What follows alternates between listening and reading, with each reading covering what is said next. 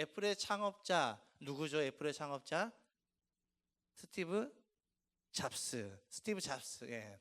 스티브 잡스가 이제 애플의 창업자 스티브 잡스가 당시 이제 젊었을 때 회사를 좀 키우고 싶어가지고 이제 본인과 함께 뜻이 맞는 사람을 좀 찾아다니다가 당시 펩시콜라 사장이었던 존 스컬리를 찾아가서 그를 영입하면서 이렇게 이야기했습니다. 당신은 남은 평생 동안 설탕물이나 팔면서 살 것입니까? 아니면 나와 함께 세상을 바꾸겠습니까? 라는 비전을 제시했습니다. 그러니까 뭐 보이는 건 없습니다. 그런데 스티브 잡스가 이 이야기를 하니까 이 존 스컬리가 굉장히 마음의 감동을 받았습니다. 강한 감동을 받아서 이제 그의 손을 붙잡고 이제 세상을 뒤집을 것처럼 환호를 하면서 한번 잡아봅시다, 한번 해봅시다라고 의기투합을 하면서 이 둘의 만남이 이루어졌습니다. 그런데 이 둘의 만남은 그렇게 오래 가지 못했습니다. 그 이유는 무엇이었냐면 잡스의 꿈은 뭐였냐면 내가 지금 손해를 본다 할지라도 세상을 깜짝 놀랄 만한 그런 혁신적인 그런 기술로 혁신적인 제품을 만들겠다라는 꿈을 가지고 이 존 스컬리를 붙잡았다면 존 스컬리는 어땠냐면 그의 마인드는 무엇이었냐면 혁신이 아니라 철저하게 이윤 창출과 안정적인 매출에 중점을 두는 비즈니스적인 마인드로 서로 스티브 잡스가 손을 붙잡았다라는 거죠. 그러니까 이 둘의 만남 어떻게 됐을까요? 서로 다른 꿈을 꾸고 있는 이 둘의 만남은 결국 어떻게 되냐면 나의 기대와 상대방의 목적이 다르다는 것을 확인하자 존 스컬리가 어떻게 했냐면 자신을 영입했던 스티브 잡스를 그 회사에서 쫓아내버립니다. 참 신기하죠, 그렇죠? 본인이 영입을 당했는데 영입당한 그 존 스컬리가 스티브 잡스를 쫓아내버렸습니다. 우리나라 속담에 이런 속담이 있지 않습니까? 예, 굴러 들어온 돌이 뭐 한다고 박힌 돌을 밀어낸다는 말이 있는 것처럼 존 스컬리가 딱 그런 행동을 했던 것이죠. 스티브 잡스를 회사에서 쫓아내버립니다. 그러니까 어제까지의 친구이자 동지였던 그 사람을 나의 이익에 도움이 되지 않으니까 내 꿈을 실현하는 데 걸림이 되니까 존 스컬리는 그 사람을 쫓아내버리는 그런 모습에서 인간의 무서운 본성을 우리는 볼 수가 있겠죠. 이 잡스와 스컬리는 같은 자리에서 손을 붙잡고 있었지만 같은 꿈을 꾸고 있는 것처럼 보였지만 사실은 다른 꿈을 꾸고 있었던 것이죠. 근데 이 둘만 그러겠습니까? 이 세상의 수많은 영역에서 그런 모습들이 나타나고 있습니다. 이제 곧 지방선거가 열리죠. 지방선거가 열리게 되면 지금 막 한참 이제 뭐 정치인들이 이제 유세를 펼치면은 이때는 정치인과 유권자가 하나가 되어집니다. 하나가 돼서 서로 응원을 하게 되어지죠. 그런데 이들은 어떻습니까? 같은 꿈을 꾸는 것이 아니라 서로 다른 꿈을 꾸고 있죠. 정치인들은 어떤 꿈을 꾸냐면 내가 이 사람들의 비위를 잘 맞춰주면 이 사람들이 나에게 표를 주고 나는 당선이 되겠지라는 생각을 하고, 유권자들은 내가 응원하는 저 사람이 당선이 되면 나에게 좀 이익이 되겠지, 내가 사는 지역이 발달되고 좀 이익이 있겠지라는 그런 꿈을 꾸면서 서로의 이익을 생각하게 되어지면서 다른 꿈을 꾸며 손을 붙잡고 있다는 것이죠. 근데 이들의 관계뿐만 아니라 부부 사이도 마찬가지죠. 부부 사이도 마찬가지고 공동체 사이에서도 우리는 이런 모습들을 볼 수 있게 되어집니다. 이런 상황을 기가 막히게 표현했던 사자성어가 있는데 바로 무엇이냐면 뭐죠? 동상이몽이라는 사자성어입니다. 근데 놀랍게도 이런 모습이 교회 안에서도 나타나고 있다는 거죠. 교회 안에서도 이런 동상이몽의 모습이 나타나고 있습니다. 오늘 우리가 읽었던 본문에서 아주 명확하게 잘 나타나고 있기도 합니다. 오늘 본문은 예수님께서 예루살렘 성에 입성하시는 그 장면을 그린 본문이기도 합니다. 예수님께서 나귀를 타고 입성하실 때 수많은 군중들이 앞과 뒤에 몰려서 그 예수님을 향해서 환영을 하고 소리를 질렀다라고 오늘 본문은 표현하고 있죠. 21장 9절의 말씀을 좀 살펴보겠습니다. 21장 9절의 말씀 시작. 그리고 앞에 서서 가는 무리와 뒤따라오는 무리가 외쳤다. 호산나 다윗의 자손께 복되시다. 주님의 이름으로 오시는 분, 더없이 높은 곳에서 호산나. 아멘. 여러분, 이 상황을 좀 어떤 그림으로 좀 생각해 볼 수 있냐면, 얼마 전에 BTS가 광화문에서 컴백 이제 공연을 했습니다. 컴백 공연을 하니까 온 대한민국이 시끌시끌했습니다. 거기에 막 가고 어떻게 가야 되느냐 막 그렇게 하면서 온 대한민국이 시끌시끌했죠. 왜냐하면 불과 몇 년 전에 우리에게 정말 큰 아픔이 있었잖아요. 할로윈 데이 때 수많은 사람들이 압사당했던 그런 큰 아픔이 있었기 때문에 서울시에서도 굉장히 정말 예의주시하면서 굉장히 예민하게 민감하게 반응하면서 계속 통제를 했습니다. 통제하니까 뭐 그쪽에 지나가야 되는 사람들, 직장인들, 심지어 결혼식을 참여해야 될 사람들이 굉장히 불편함을 감수를 하게 됐죠. 또 그때 BTS가 뜨니까 정말 전 세계에서 수많은 그 아미라고 하죠. BTS의 그 팬클럽을 아미라고 하는데 수많은 팬클럽이 모여들었습니다. 그래서 4만 명이 모여서 거기서 BTS의 공연을 봤다고 합니다. 여러분, 마치 예수님께서 예루살렘 성에 입성하실 때가 마치 이런 광경 아니겠습니까? 수많은 사람들이 몰려들어서 예수님을 향해서 호산나 다윗의 자손께라고 미친 듯이 열광하고 있는 그 장면이 오늘 본문에 기록이 되어 있다는 것이죠. 정말 하나님의 자녀, 우리의 메시아, 우리의 왕이다라고 외쳤던 그들이 그런데 불과 5일 만에 완전하게 뒤바뀌어 버린 모습을 우리에게 보여주고 있습니다. 5일 만에 그들은 어떻게 바뀌었냐면, 분명히 5일 전에는 오늘 본문의 말씀에서는 호산나 다윗의 자손께 우리가 정말 주님 호산나 외쳐라라고 하면서 주님을 찬양했지만 5일이 지난 시점에서는 어떻게 되느냐, 빌라도를 향해서 저 예수를 십자가에 못 박으라고 정말 미친 듯이 소리치고 있는 그들의 군중들의 모습을 성경을 통해서 볼 수가 있습니다. 27장 마태복음 27장 22절에서 23절의 말씀 좀 보겠습니다. 시작. 그때 빌라도가 그들에게 말하였다. 그러면 그리스도라고 하는 예수는 나더러 어떻게 하라는 거요? 그들이 모두 말하였다. 그를 십자가에 못 박으시오. 빌라도가 말하였다. 정말 이 사람이 무슨 나쁜 일을 하였소? 사람들이 더욱 큰 소리로 외쳤다. 십자가에 못 박으시오. 여러분, 이 사건이 일어난 그 간격이 5일밖에 되지 않습니다.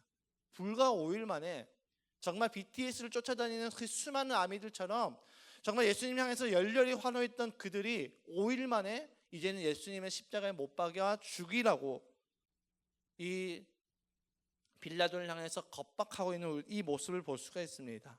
여러분, 갑자기 이들이 이렇게 돌변한 이유가 무엇일까요? 왜 그들은 5일 전에는 환영했지만 5일 만에 그 예수님을 죽이라고 했을까요? 이것을 우리가 좀 알려면 예수님께서 입성하실 그 당시 예수님을 환영했던 그 군중들의 좀 마음을 우리가 좀 살펴봐야지 그 이유를 좀 알 수 있을 것 같습니다. 여러분, 그들은 예수님을 향해서 5일 전에 예수님께서 입성하실 때 예수님을 향해서 호산나 다윗의 자손이라고 외쳤습니다. 높은 곳에 호산나라고 외쳤죠. 그들의 외침에는 어떤 의미가 있었을까요? 이들이 호산나 다윗의 자손이라고 외쳤던 그 외침에는 어떤 의미가 있었을까요? 왜 그들은 예수님을 향해서 환호하고 열광을 했을까요? 그들에게 있어서 예수님은 과연 어떤 존재로 있었을까요? 여러분, 그들에게 있어서 예수님은 구원자였습니다. 어떤 구원자였을까요?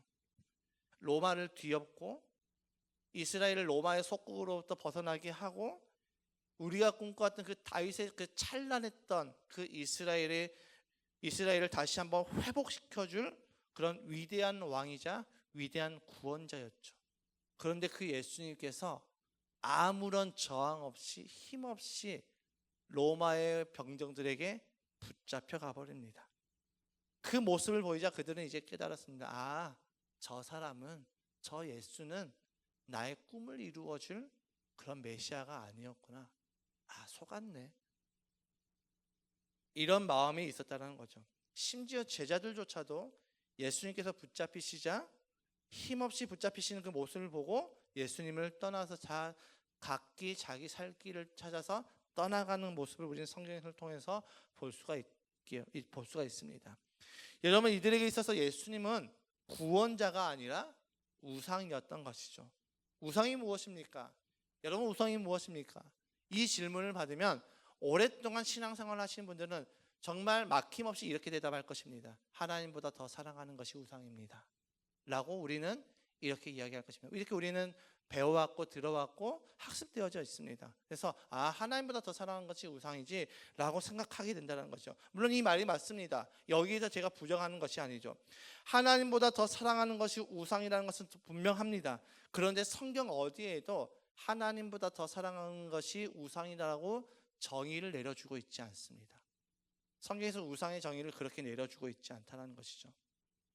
그래서 우상에 대해서 우리가 좀 정의를 좀 내려보자면 저는 이렇게 말할 것 같습니다. 내가 원할 때 내가 원하는 방식으로 나의 필요를 채워주는 존재. 이것이 우상이다라고 저는 말할 수 있습니다. 우상은 뭐라고요? 내가 원할 때 내가 원하는 방식으로 나의 필요를 채워주는 존재라고 할 수 있습니다. 유다 백성들이 실망한 이유는 무엇입니까? 내가 원할 때 내가 원하는 방식으로 나의 필요를 예수님께서 채워주셔야 되는데 예수님이 어떻게 됐습니까? 힘없이 끌려가는 모습을 보게 되었죠. 내가 원하는 것은 이건데? 나의 필요는 이건데? 내가 원하는 방식은 이제는 로마의 그 압제를 깨트리고 로마의 왕의 목을 비틀면서 너 감히 이스라엘을 건드려서 하면서 로마를 단칼에 없애야 되는데 그들이 원하는 방식이 아니었습니다. 그들이 원했던 모습이 아니었다는 것이죠. 그러니까 그 예수님을 바라보니까 이 예수님은 내가 원하는 존재가 아닌데, 내가 원하는 존재는 이런 존재인데 라고 꿈꿔왔었는데 그 예수님이 그런 존재가 아니까 예수님을 향해서 십자가에 못 박혀 죽게 하라 라고 외쳤던 것이죠. 그들에게 있어서 예수님은 구원자가 아니라 수많은 우상 중에 하나였던 것입니다. 지금까지 들려왔던 예수님의 그 놀라웠던 이적 소식, 오병이요, 죽은 자를 살리시고 병든 자를 고치시고 그 옷자락만 만져도 낫게 되어지는 수많은 기적과 수많은 이적 소식을 들으면서 그들은 꿈꿔왔습니다. 저 예수님이 예루살렘에만 들어오면 이제 저 로마는 끝이 난다. 저 로마는 끝이 나고 이제는 우리의 그 서러웠던 그 지난 날의 과거는 다 없어지고 옛날 다윗 왕 때 그 찬란했던 그 이스라엘, 우리의 이스라엘이 다시 회복되겠지라고 생각하고 그 나의 필요를 채워주고 나의 소원을 이루어질 그 위대한 존재라고 생각을 했었는데 그렇게 생각했던 그 예수님이 위대하다고 생각했던 그 예수님이 아무런 저항도 하지 못하고 그저 힘없이 끌려가는 그 모습을 보게 되어지니까 유다 백성들은 5일 만에 돌이켰던 것이죠. 예수님을 십자가에 못 박아 죽으라고 이야기했던 것입니다. 그런데 어쩌면 이 유다 백성들의 모습에서 우리의 모습이 보여지는 것 같습니다. 어쩌면 이 유다 백성들의 모습이 오늘날 예수님을 믿는다라고 고백하는 우리의 모습이 아닐까 생각되어진다는 것이죠. 여러분, 우리에게 있어서 예수님은 어떤 존재입니까? 여러분에게 있어서 예수님은 어떤 존재입니까? 이 질문을 한번 던져봅시다. 나에게 있어서 예수님은 어떤 존재인가? 내가 믿는 예수님은 나에게 어떤 존재인가?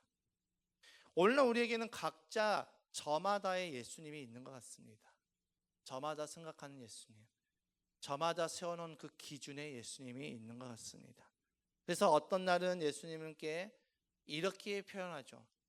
마치 예루살렘 성에 입성했을 때 수많은 군중들이 모여서 환호했던 것처럼 예수님 향해서 환호합니다. 예수님 사랑해요. 예수님 너무나도 좋아요. 예수님 너무나도 보고 싶어요. 그러다가 어떤 날은 예수님 향해서 원망과 불평을 쏟아내는 우리의 모습들을 보게 되어지죠. 왜 우리는 이렇게 어떤 날은 예수님을 사랑한다고 고백하고 어떤 날은 예수님을 감사한다고 고백하다가 또 어떤 날은 예수님 향해서 원망 불평할까요? 어떤 날은 예수님과 함께 동행하고 예수님을 인식하고 예수님과 함께 동행하고 싶지만 어떤 날은 예수님이 좀 내 인생을 개입하지 않았으면 좋겠어. 좀 나 좀 가만 놔뒀으면 좋겠어. 어떤 날은 예수님을 계속 생각하고 묵상하지만 어떤 날은 단 1분도 예수님을 생각하지 않는 우리의 모습들이 왜 이렇게 발견되어질까요? 저는 그 이유가 우리에게는 각자 저마다 세워놓은 그 기준에 맞춰진 예수님이 있기 때문이라고 생각합니다. 여러분의 예수님은 어떤 분이십니까? 나의 예수님은 어떤 분이실까요? 나의 소원을 이루어 주시기 위해서 존재하시는 분 아니십니까? 내 자녀가 잘 되기 위해서 필요하신 분, 내 자녀가 잘 되기를 원하는, 나의 꿈을 이루어줄, 나의 사심을 채워줄, 나의 소원을 들어주기 위한 요술램프 지니 같은 그런 예수님은 혹시 우리 안에 자리 잡고 있지는 않으신지요? 오늘 우리는 주님 앞에 예배를 드리러 왔는데 나는 지금 어떤 예수님께 나와서 예배를 드리고 있는가? 끌려왔는가? 아니면 자발적으로 왔는가? 나의 체면 때문에 왔는가? 아니면 은혜에 반응하여서 왔는가? 이 질문을 우리에게 던져봐야 된다는 거죠. 오늘 본문이 우리에게 이 질문을 우리에게 던지고 있습니다. 사랑하는 아들아, 사랑하는 내 딸아, 너희 예수님은 어떤 예수님이니? 너에게 있어서 예수님은 어떤 예수님이니? 라고 질문한다는 것이죠. 혹시 나의 소원을 이루기 위해서, 나의 꿈을 이루기 위해서 내가 원하는 대로, 내가 말하는 대로 이루어 주시는 그런 분이시라면, 그런 예수님을 기대했다면 죄송하지만 그런 예수님은 없습니다. 그런 예수님은 애초에 처음부터 존재하시지 않으셨습니다. 내 꿈을 이루기 위해서 예수님은 존재하시지 않았습니다. 내 인생 잘 되기 위해서 예수님이 존재하시지 않았습니다. 내 인생 성공하기 위해서 예수님이 존재하시지 않았다는 것이죠. 내 자녀가 잘 되기 위해서 예수님이 존재하시지 않았습니다. 그런데 우리는 자꾸 어떤 말씀에 초점을 맞춥니까? 주님께 순종하면 내 자녀가 천대까지 복을 받는다. 여기에 초점만 맞추고 있다는 것이죠. 예수님은 나의 소원을 이루기 위해서, 나의 사심을 채우기 위해서, 내가 나의 원함을 채우기 위해서 이 땅에 오신 것이 아니라, 예수님께서 이 땅에 오신 이유는 저와 여러분의, 이 땅에 있는 모든 인류의 죄와 사망의 문제를 해결하러 오셨습니다. 아멘이십니까? 주님이 죄와 사망의 문제를 해결하시고 우리를 그 죄와 사망으로부터 구원하시기 위해서 오셨다는 것이죠. 그런데 자꾸 우리가 기대하는 예수님은 어떤 존재, 어떤 분이십니까? 내가 기대하는 예수님은 구원자 예수님이 아니라 예수님을 통해서 내가 이 땅에서 잘 되는 것. 예수 믿었으면 내가 잘 돼야지. 예수 믿었으면 내가 성공을 해야지. 예수 믿었으면 내가 복 받아야지. 여기에 초점을 맞추고 있다는 것이죠. 유다 백성들이 기대했던 그 예수님의 모습과 현실의 모습이 다르니까 그들은 어떻습니까? 가차없이 예수님을 버려버립니다. 예수님을 향해서 못 박아 죽이라고 빌라도를 향해서 외치고 있습니다. 그런데 이 모습은 우리 역시도 내 기대와 내 생각과 내 기준에 맞지 않는 그 예수님이라면 우리 역시도 얼마든지 예수님을 향해서 십자가에 못 박아 죽으라고 외칠 수 있는 우리 인간의 본성을 그대로 보여주는 모습이라는 것이죠. 팀 켈러 목사님의 그 책, 내가 만든 신이라는 그 책에서 이런 문구가 나옵니다. 우리의 마음은 우상을 만드는 공장이다. 여러분, 이 말은 어떤 말입니까? 저는 이 말씀을 묵상하면서 어떻게 다가왔냐면, 나는 내 스스로 내가 어떤 예수든 만들 수 있다라는 굉장히 무서운 말로 들렸습니다. 우리의 마음은 우상을 만드는 공장이라는 것은 나는 내가 원하는 예수를 얼마든지 만들 수 있는 그런 능력을 가지고 있다라는 말로 들렸습니다. 여러분, 내가 지금 믿고 바라보는 예수님은 어떤 예수님이십니까? 여러분은 어떤 예수님을 바라보고 있습니까? 나를 구원하기 위해서 오신 예수님입니까? 아니면 나의 사심, 나의 마음의 원함, 내 소원, 내 꿈을 이루기 위해서 수단처럼 필요한 그런 우상인 예수입니까? 오늘 본문에 나온 수많은 군중들의 예수님은 구원자 예수가 아니라 내 소원을 이루어줄 우상 예수였습니다. 그래서 그들은 어떤 선택을 하게 되어집니까? 진짜 예수를 십자가에 못 박으라고 외쳤습니다. 그리고 그 진짜 예수를 십자가에 못 박아 죽게 만들었죠. 우리 역시 내가 만든 우상 예수에 속는다면 우리는 진짜 예수를 못 박으라고 외치는 사람이 될 수 있다는 것을 성경을 통해서 우리의 본성을 진단해 주고 있습니다. 내가 수십 년 교회를 다녔는데, 아니요. 우리는 얼마든지 그럴 수 있는 악한 본성을 가지고 있는 죄인이라는 것이죠. 그렇기 때문에 우리는 우리의 믿음의 태도를 분명하게 세워야 됩니다. 나는 구원자 예수를 믿는가? 아니면 내 소원과 내 마음의 원함을 이루어질 우상 예수를 믿는가?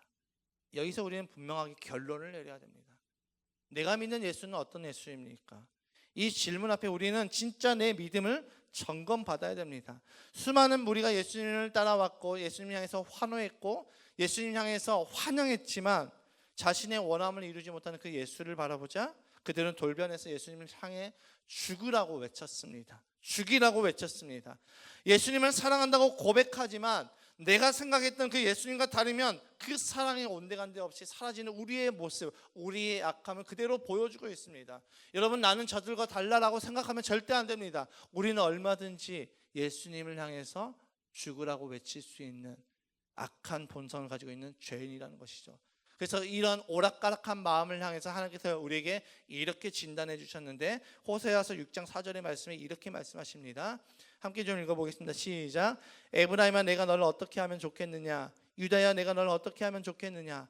나를 사랑하는 너희의 마음은 아침 안개와 같고 덧없이 사라지는 이슬과 같구나 라고 말씀하고 있습니다. 우리의 마음을 이렇게 진단해 주셨습니다.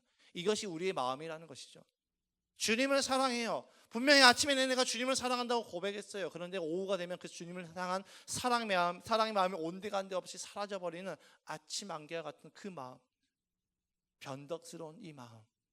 그래서 내 믿음의 근거는 마음이 아니라 살아계신 예수 그리스도, 살아계신 하나님의 말씀에 우리는 두어야 된다는 것이죠. 여러분, 예수님을 바라보는 나의 믿음의 태도는 어떤 태도로 주님을 바라보고 있습니까? 구원자 예수님이십니까? 아니면 우상 예수입니까?